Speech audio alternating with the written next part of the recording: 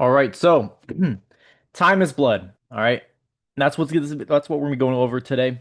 And the reason why I want to bring this up is because these are gonna be the top three biggest Wait, obstacles that you're Felix. gonna have to face when you're a coach, whether you're in your own journey, whether you're, trying to help coach, trying to if your friend was telling you, hey, like you know, I can't work out, I just don't have enough time. Oh, no, there's You're gonna have these are usually the three main things is I don't have enough time to work out, or I don't, meal prepping takes too long, or tracking food is just too much effort. And that's usually like what it feels like, all right? But I want everybody here to just look at like the time goes in your phone, right? Like your usage. You probably, the average person spends about 3 to 5 hours daily on, Netflix, gaming, social media, doom scrolling, all that kind of stuff.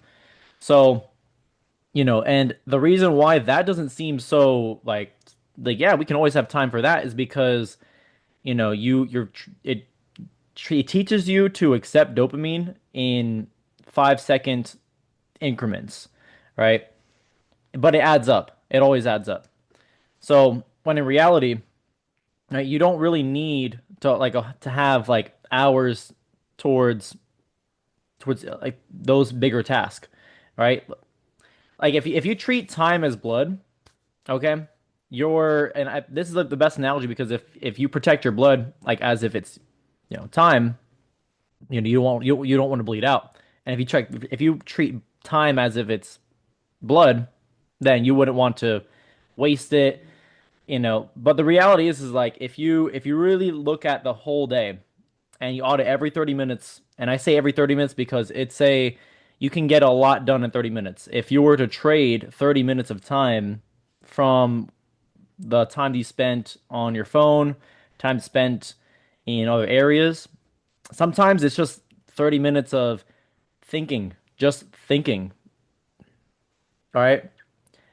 Then we look at the whole day. This is 24 hours broken into 30-minute increments. You sleep 8 hours, you know, you have an hour and a half of eating.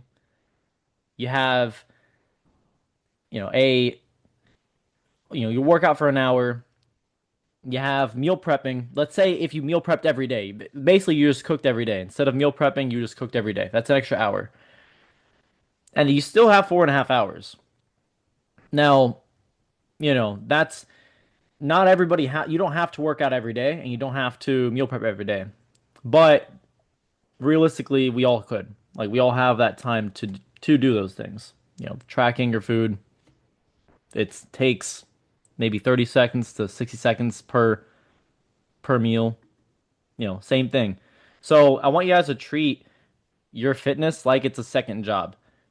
Like everything that you do within, whether it be your fitness, whether it be your work, you know your social life, whatever you deem as a priority, you schedule it in there. So if you say like, okay, hey, I just made my vision board and I got this, these goals here. I want to travel to these places. I want to, read this book. Then you schedule those things from the vision board that you created. So by now, everyone should have already created their vision board and already gotten very clear on what the deadlines that they set for themselves to be. So the next step from that is to look into your schedule and figure out, like, let's say if one of my goals was to, read 365 pages of the Bible, then I'm going to put that at the end of the day. So that way that I make sure I make time for it before I go to bed. That's just an example, right? If your goal is to, you want to get six pack lean, then you should be putting that into your schedule. Now, it doesn't, I'm not saying you need to have a whole everything blocked out because that's going to overwhelm you. And before you know it, like you just don't follow the calendar entirely. You want to put something on your calendar that you can actually follow, right? If you follow your work, you follow your sleep, you follow, the gym. So just find out what it is that you're missing out on the most and you schedule it in there. If you start to make that as a habit, it becomes a lot easier to make time for other things. Like if you know, like if you have like a business too, this is especially important. Like this is something that I even do myself, right? So, just like an example, right? Let's say, you wake up 6 a.m., you work out 45 minutes, and then you have your work. You're 8 to 5 or 8 to 4, 9 to 5, whatever the time is.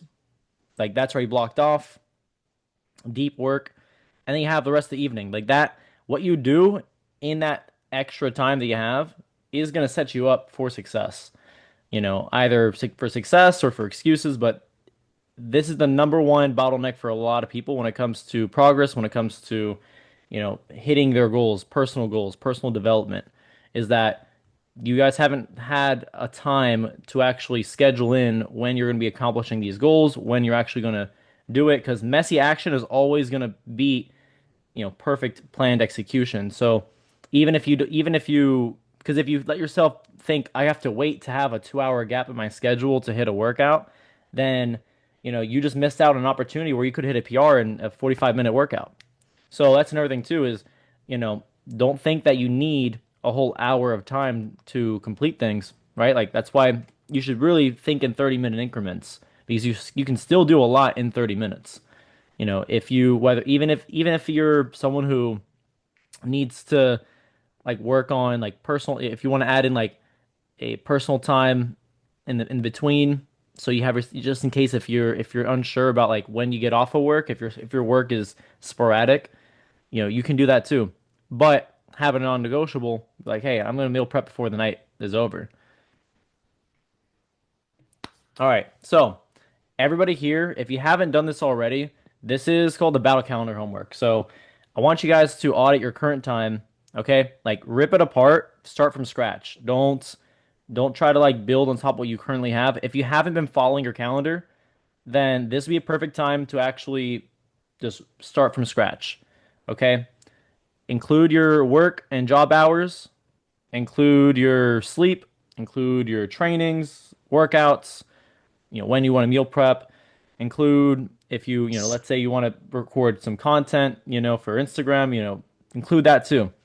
But give yourself like at least, an hour of time to go over your whole calendar for the week, and then I would recommend giving yourself about like a day of catching up. If anything needs to be rolled over, you have a whole day dedicated to catching up.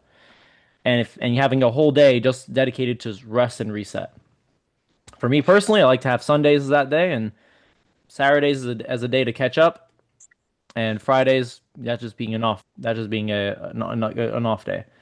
So, you know, at the end of the day, like your reset, like and reset is not the same as an off day. Your reset is still productive, but it's geared towards intentional towards goal setting, towards if you need a meal prep, if you need a plan, if you need to, learn to go over, like just prepare things ahead of time for the week, then you do that on Sunday or whatever day is ideal for you.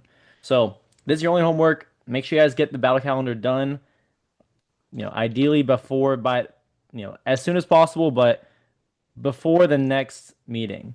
But that's the number one thing I want you guys to take away from this is to block off 30 minutes of time for each activity. And if some activities take a little bit longer than that, like work or working out, it's fine. But just know that if you have at least 30 minutes available, that's 30 minutes to complete a workout. So every 30 minutes has value attached to it. That being said, do we have any questions? I have a question.